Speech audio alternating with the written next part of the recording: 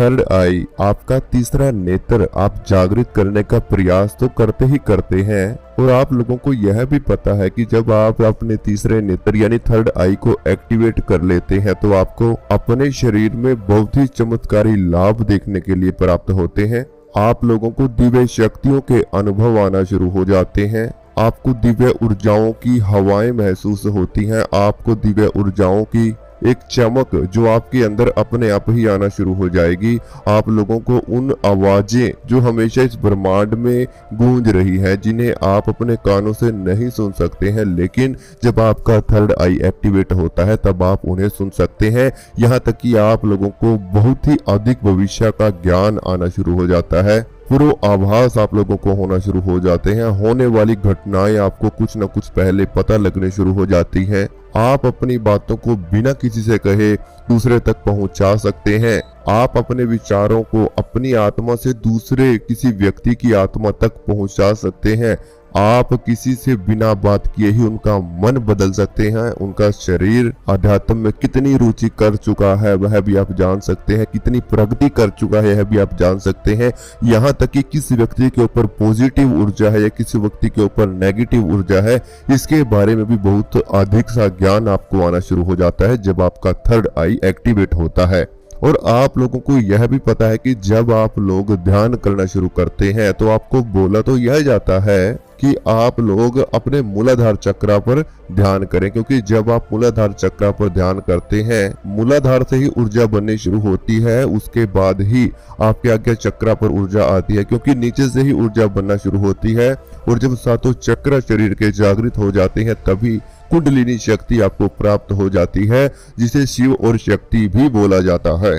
क्योंकि जब आप लोग ध्यान करते हैं तो आपको बोला जाता है कि आप अपने आज्ञा चक्र पर ध्यान करें।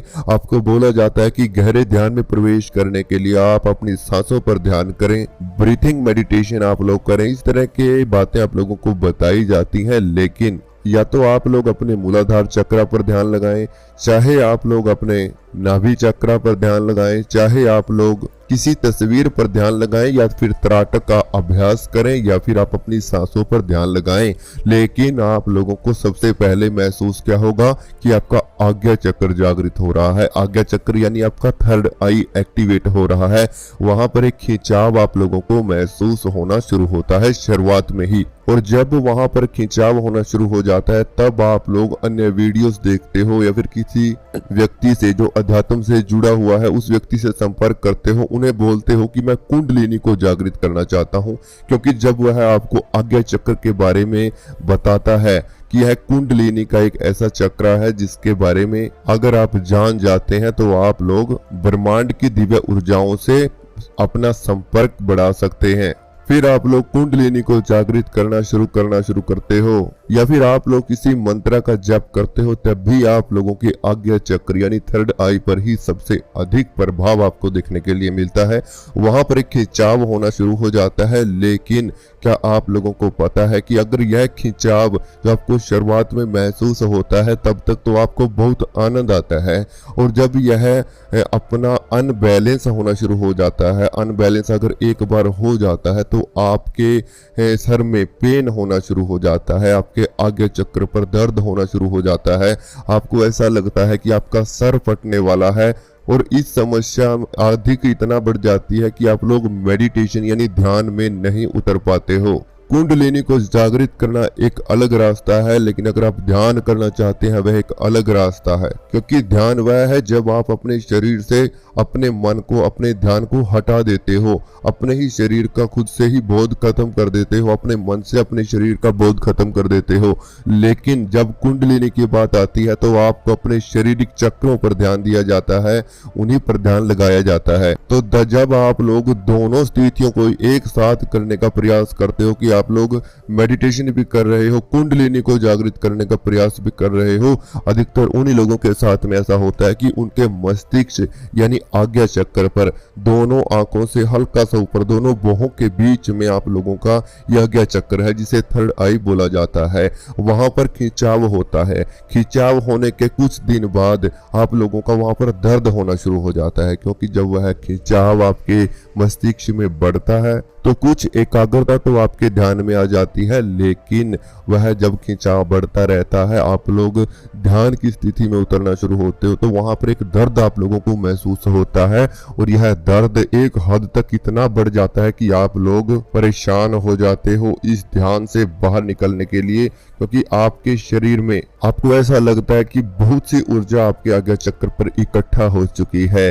और इससे आपको समस्याएं क्या हो सकती हैं कि देखिए, सबसे पहले तो जैसे हमने बताई कि आपके सर में दर्द हो जाना, यह दर्द आपके पूरे सर में फैलना शुरू हो जाता है।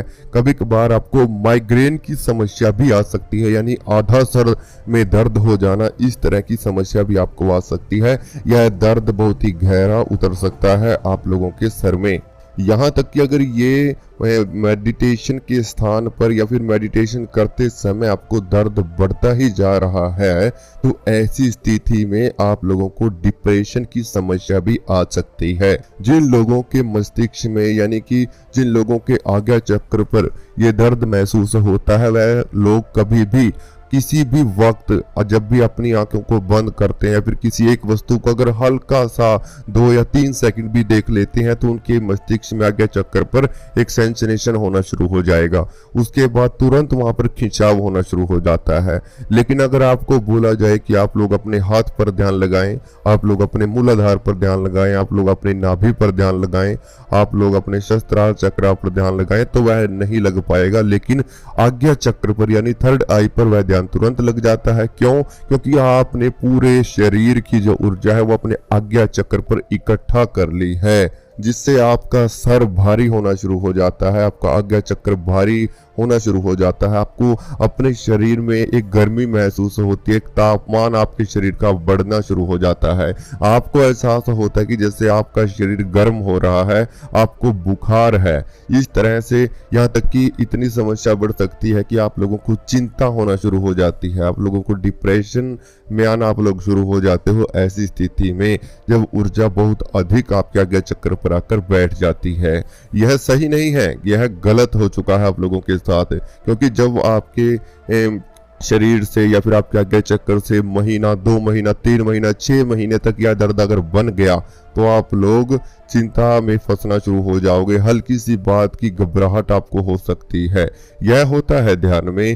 तभी तो बोला जाता है कि ध्यान इतना सरल नहीं है। ध्यान करना क्या है, आप लोग अपने शरीर में, पूरे शरीर पर ध्यान लगाएं। लेकिन जब आप अपने आज्ञा चक्र पर थर्ड आई पर ही सीधा फोकस करते हैं, फोकस करते करते जब वहां ऊर्जा बनना शुरू हो जाती है, ऊर्जा तो नीचे से बननी है, वहां पर क्या होता है, क्योंकि आप आज्ञा चक्र पर ध्यान लगा रहे हैं, वहां पर खिंचाव हो रहा है, जिससे आपके आज्ञा चक्र पर आपके माथे की जो नस है वह भी फूलना शुरू हो सकती हैं। तो काफी समस्याएं आपको हो सकती है। इसलिए आप लोगों को बहुत ही गहरा ध्यान इस बात का रखना चाहिए कि आप लोग कभी भी अपने किसी एक चक्र पर ध्यान केंद्रित न करें। आप लोगों को अपने शरीर के हर अंग पर ध्यान करना चाहिए, जैसे अपने पांव पर ध्यान करना, अपने नाभि पर ध्यान करना, नाभि चक्र पर, मूलाधार चक्र पर, हृदय चक्र पर, अपने कंठ चक्र पर और साथ में आपके सहस्त्रार चक्र पर। अब बात आती है कि देखिए, इस उलझन में जो व्यक्ति फंस जाते हैं तो निकलना उन्हें काफी मुश्किल हो जाता है, क्योंकि जब वह ध्यान छोड़ भी देते हैं तब भी उनके साथ यह समस्या रहती है। काफी लंबे समय तक यह समस्या बननी शुरू हो जा सकती है। लेकिन ध्यान छोड़ना इस बात का निवेद बिल्कुल भी नहीं है। हाँ, अगर आप ध्यान छोड़ देते हो तो उस स्थिति से थोड़ा बाहर निकल सकते हो। लेकिन मैं आपको एक बात बता देता हूँ, आज्ञा चक्र पर ध्यान आपको करना चाहिए, लेकिन वह काफी लंबे समय के बाद। ऐसा नहीं कि तुरंत आप आज्ञा चक्र पर ध्यान करना शुरू करें। पहले अपने शरीर पर ध्यान लगाएं, फिर अपने आज्ञा चक्र पर आपका ध्यान खुद ही जाना शुरू हो जाएगा। जब वह खुद जाएगा तो आपका शरीर उस ऊर्जा को मेंटेन कर देता है, पूरे शरीर में फैला देता है। लेकिन अगर आप लोगों ने सीधा ही अपने थर्ड आई या फिर आज्ञा चक्र पर अधिक से अधिक ध्यान किया हुआ है, आप फोकस उस पर करते थे, आप प्रेशर अपने माइंड पर डालते थे कि मुझे थर्ड आई पर ही ध्यान लगा के रखना है। अब अपने मस्तिष्क का जब जोर लगाना शुरू करते हो, उस पे ऊपर प्रेशर डालना शुरू करते हो, तब यह समस्याएं आपको हो सकती हैं।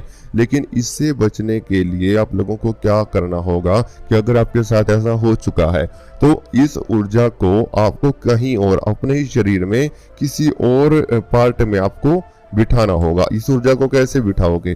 इस ऊर्जा को अगर आप नाभि चक्र पर ध्यान करना शुरू करोगे कि जैसे पहले आप आज्ञा चक्र पर करते थे, अब आप लोग नाभि चक्र पर करना शुरू करते हो, तो सबसे पहली बात तो यही है कि वह कुछ देर तक आप नाभि चक्र पर ध्यान लगा पाएंगे और फिर तुरंत वहीं पर आपके आज्ञा चक्र पर आ जाएगा। तो ऐसा होना शुरू होगा। लेकिन जब नाभि चक्र पर लगाएंगे तो आपको घबराहट हो सकती है, आपको बेचैनी महसूस हो सकती है। जब आप मूलाधार चक्र पर ध्यान लगाएंगे तो आपको ऐसा लगेगा कि जैसे आपको हल्का क्रोध आ रहा है। तो वह समस्याएं आपको आती ही आती हैं, लेकिन इसको कम करने के लिए आपको आपने जो सबसे सरल तरीका है वह है आपका सहस्त्रार चक्र, जो भी, क्योंकि वह इसके बहुत ही ज्यादा नजदीक है। और जो आपका आज्ञा चक्र है और सहस्त्रार चक्र है, उनके बीच में हल्का सा ही गैप है और आप सबसे जल्द आज्ञा चक्र से अपनी ऊर्जा को सहस्त्रार चक्र की तरफ भेज सकते हो। सहस्त्रार चक्र कहाँ पे है? जो आपका सर है पीछे की तरफ, ठीक है, आपके सर के बीच में, सेंटर में, ठीक है, जहां पर महिला या फिर स्त्री चोटी बांधती है उसके हल्का सा ऊपर आपका सहस्त्रार चक्र है। क्योंकि अगर आप आज्ञा चक्र पर ध्यान करते हो तो आप लोगों का ध्यान सहस्त्रार चक्र पर जा सकता है बिल्कुल सरलता से। और जब आप अपने सहस्त्रार चक्र पर ध्यान करते रहेंगे, कुछ दिन ही करना है, आप लोग महसूस करेंगे कि आपकी आज्ञा चक्र की जो ऊर्जा है वो आपके सहस्त्रार चक्र पर जाना अब शुरू हो रही है। और जब आपके आज्ञा चक्र पर यानी आज्ञा चक्र से सहस्त्रार चक्र पर ऊर्जा जाती है तो वहां से वह बाहर निकलेगी। बाहर कहाँ निकलेगी? ब्रह्मांड से जुड़ना शुरू होगी, क्योंकि जो आपका सहस्त्रार चक्र है वही सेवंथ चक्र है। और यह खिंचाव होना यह नहीं है कि यह ऊर्जा ही है, क्योंकि ऊर्जा जब उठेगी तो नीचे से ही उठेगी, ठीक है। और ऊर्जा कैसे उठती है? जब आप श्वास लेते हो, श्वास लेने से आपके मूलाधार के पास जहाँ से सुषुम्ना नाड़ी शुरू होती है वहां से सांसों का प्रेशर है जो ईड़ा और पिंगला नासिका से आपके जाता है, तो सुषुम्ना नाड़ी ऊपर की तरफ उठती है। उसमें जो लिक्विड है वो लिक्विड जब ऊपर उठता है यानी शारीरिक ऊर्जा जब ऊपर की तरफ जाती है, वही ऊर्जा है, वह शक्ति है।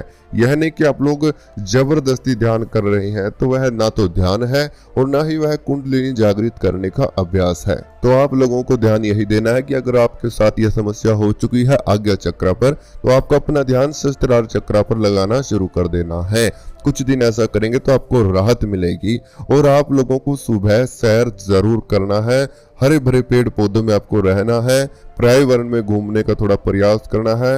और आप लोगों को यह भी ध्यान देना होगा कि आपको ज्यादा से ज्यादा ठंडे पानी का सेवन आपको करना होगा। सुबह उठते ही आप ध्यान से पहले ठंडे पानी का सेवन करें, ध्यान के कुछ समय बाद आप पानी का सेवन कर सकते हैं। अगर आप ध्यान से पहले नहीं करना चाहते तो दिन में कई बार आपको अधिक से अधिक पानी का सेवन करना होगा, ताकि आपके शरीर में जो ऊर्जा बन रही है वह सही रूप से आपके पूरे शरीर में फैल जाए। और जब आप सहस्त्रार चक्र पर ध्यान करेंगे तो उसके बाद फिर किसी और शरीर के हिस्से पर ध्यान करें। ध्यान करना वही है कि आप अपने पूरे शरीर में को खोजना शुरू करें, अपने आप को जानने का प्रयास करना शुरू करें।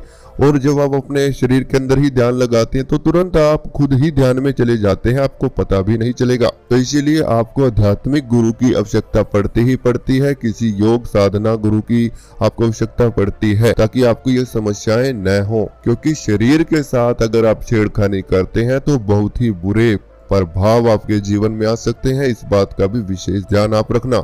अगर आप लोग और भी जानकारी चाहते हैं तो इस चैनल को सब्सक्राइब जरूर करें, बेल आइकन को प्रेस जरूर करें, ताकि आने वाली वीडियो का नोटिफिकेशन आपके पास जल्द से जल्द पहुंचता रहे।